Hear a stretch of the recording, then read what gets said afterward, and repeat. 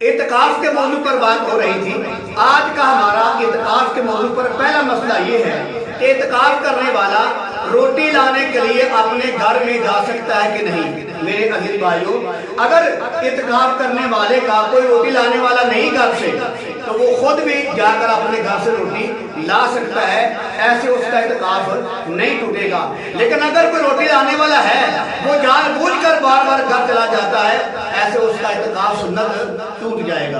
आज का हमारा दूसरा मसला ये है कि जो इत्काफ बैठने वाला है, क्या जुमा पढ़ने के लिए जामिया मस्जिद में जा सकता है। जिस मस्जिद में वो इत्काफ बैठा हुआ है वहाँ जुमा नहीं होता, तो दूसरी मस्जिद में जुमा होता है, क्या वहाँ जुमा पढ़ने के लिए जा सकता है। तो मेरे अजीज भाइयों, जो इत्काफ करने वाला है दूसरी मस्जिद में जुमा पढ़ने के लिए जा सकता है। आगे मसला ये है, इत्काफ करने वाला जो है क्या खरीदो फरोख्त कर सकता है।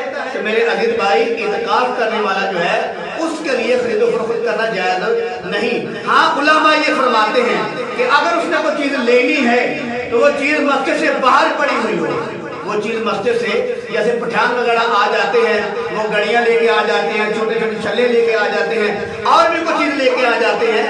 अगर किसी आदमी ने इत्काफ करने वाले ने चीज लेनी है तो वो चीज जो है वो मस्जिद से बाहर पड़ी हुई हो तो वो आदमी चीज खरीद सकता है। मस्जिद के अंदर लाकर चीज का खरीद फरोख्त करना ये इत्काफ करने वाले के लिए जायज नहीं है। आगे मसला ये है कि इत्काफ करने वाले अक्सर तौर पे देखा है अपने सर को, मुंह को खूब ढांप के रखते हैं। क्या ये सुन्नत अमल है। मेरे अजीज भाई, इत्काफ करने वाला अपने सर को ढांप के रखे जैसे आजकल लोग करते हैं, और मुंह को ढांप के रखे जैसे नकाब वगैरह करते हैं, ये कोई सुन्नत अमल नहीं है। ये कोई सुन्नत अमल नहीं है, ना कुरान में है ना हदीस मुबारका में है। हाँ, इसलिए लोग करते हैं ताकि दूसरे लोगों को पता चल जाए ये आदमी इत्काफ बैठा हुआ है, इससे फजूल गुफ्तगू नहीं करनी, इसको परेशान नहीं करना, ताकि पता चल जाए कि आदमी इत्काफ बैठा हुआ है।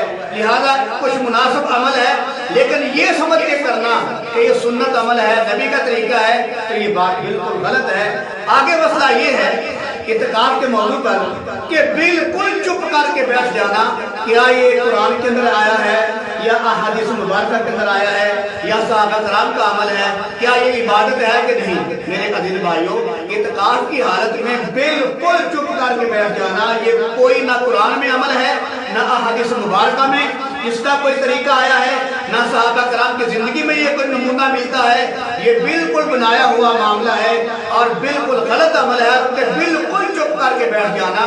बल्कि इत्काफ की हालत में आदमी को हर वक्त कुरान की तिलावत करनी चाहिए, दुरूद शरीफ पढ़ना चाहिए, इस्तिग़फ़ार करना चाहिए, नवाफिल पढ़ना चाहिए और अल्लाह से दुआएं मांगना चाहिए, जन्नत की तलब करनी चाहिए और जहन्नम से पनाह मांगनी चाहिए। ये बिल्कुल चुप करके बैठ जाना ये बिल्कुल कोई इबादत नहीं है। आगे मसला ये है कि इत्काफ बैठने वाला क्या फोन सुन सकता है। तो मेरे अजीज भाई, इत्काफ करने वाला जो मुतकिद है ये फोन कर भी सकता है और सुन भी सकता है, लेकिन जानबूझकर फजूल बातें नहीं करना चाहिए। हाँ, अगर जरूरत हो तो आदमी फोन सुन भी सकता है और किसी से फोन पे बात भी कर सकता है, फोन कर भी सकता है, सुन भी सकता है, ये दोनों तरीके जायज हैं। आगे मसला ये है कि इत्काफ करने वाला जो मुतकिफ आदमी है, जो मस्जिद में इत्काफ बैठा हुआ है, क्या वो गुस्ल कर सकता है। मेरे अजीज भाइयों, अगर उसको कोई शरई उज़्र है, मिसाल के तौर पर सर में दर्द है या जिस्म में खारिश शुरू हो गई है, तो मजबूरी है तो वो गुस्ल आदमी कर सकता है, उसका इत्काफ खराब नहीं होगा। अगर वो ठंडक हासिल करने के लिए गुस्ल करेगा और एक मरतबा गुस्ल करने के लिए गया, फिर गया मजे लेने के लिए, जिस्म को ठंडक पहुंचाने के लिए, तो ऐसे इत्काफ खराब होने का खतरा है। अगर बार बार जानबूझ कर जाएगा बगैर शरई उज़्र के, तो आदमी का इत्काफ टूट जाएगा।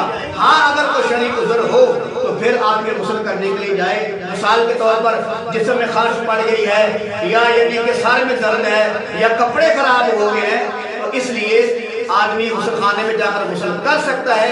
अगर बगैर शरई उज़्र के जाएगा तो आदमी के इत्काफ खराब होने का खतरा